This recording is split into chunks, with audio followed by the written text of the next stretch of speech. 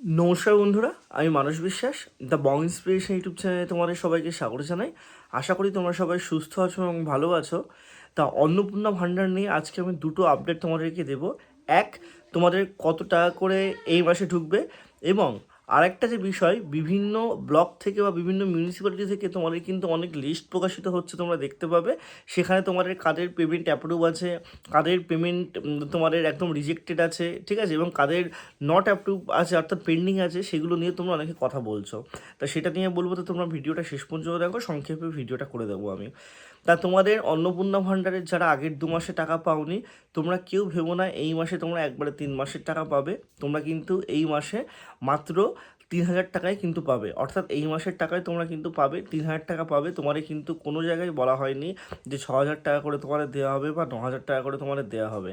3,000 টাকা মাত্র যেই মাসের টাকাটা তোমরা পেতে শুরু করবে, সেখান থেকেই তোমাদের কিন্তু এই যে টাকা, সেই টাকাটা দেবে। ওরকমভাবে তোমাদের কিন্তু 2 মাসের একবার টাকা দেবে না এই ক্ষেত্রে, ঠিক আছে, এইটুকুই তোমাদেরকে বলার।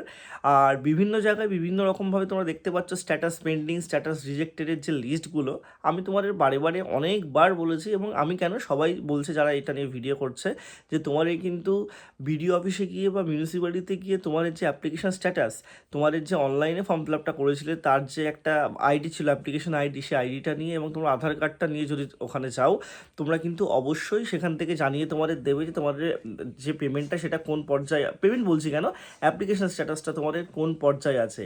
এটাই কিন্তু একমাত্র পন্থা, কারণ 31শে জুলাই পর থেকে সিটিজেন পোর্টালটা কিন্তু তুলে নেওয়া হয়েছে।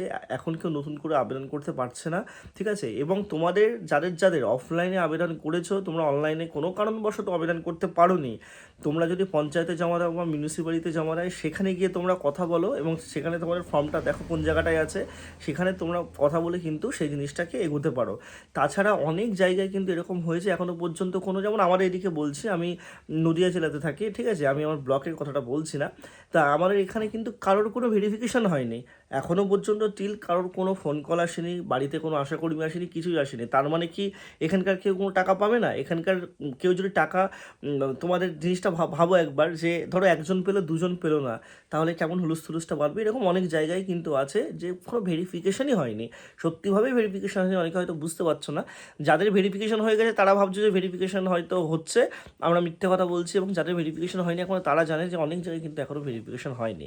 তা কীভাবে টাকাটা দেবে, কীভাবে না দেবে, সেটা তোমাদের পরে সেটা বিচার্য বিষয় হবে, 17 তারিখেই দেখা যাবে। অনেক জায়গায় এটাও দেখা গেছে যে প্রথমবার যে টাকাটা দিয়েছিল তারা সবাই নো হয়েছে। আবার যারা সেকেন্ড মাসের টাকা পেয়েছে, মানে জিনিসটা বোঝো, মানে বোঝার চেষ্টা করো, অনেক জায়গায় এরকম হয়েছে যে সেকেন্ড মাসে যারা টাকাটা পেয়েছে, মানে জুলাই মাসে যে টাকাটা পেয়েছে, তাদের সবার কিন্তু স্ট্যাটাস পেন্ডিং আছে। আবার জুলাই মাসে যারা টাকা পায়নি, অর্থাৎ রিজেক্টেড দেখাচ্ছিল বা তোমার ইনকোয়ারি দেখাচ্ছিল, তাদের আবার অ্যাপ্রুভড হয়ে গেছে। এরকম হলেও সমস্যা। তাই এত সময় নিয়ে আশা করি সরকার ভালো কাজই করবে এবং ঠিকঠাক কাজই করবে। এবার দেখা যাক সেটা কী হয়, তোমাদের টেনশন করার কোনো কারণ নেই। এবং যোগ্য অযোগ্য কীভাবে কী নিয়োগ হচ্ছে, মানে কীভাবে কী হবে, সেটা কালকেই কিন্তু প্রেস কনফারেন্সের মাধ্যমে আমাদের রাজ্যের মাননীয় মুখ্যমন্ত্রী বলে দেবে, তোমরা ভিডিও করে দেবো। সবাই সুস্থ থেকো, ভালো থেকো, অবশ্যই চ্যানেলটার সাথে যুক্ত থেকো। তোমরা কিন্তু ইম্পর্টেন্ট আপডেট পাবে আমার এখানে। ধন্যবাদ।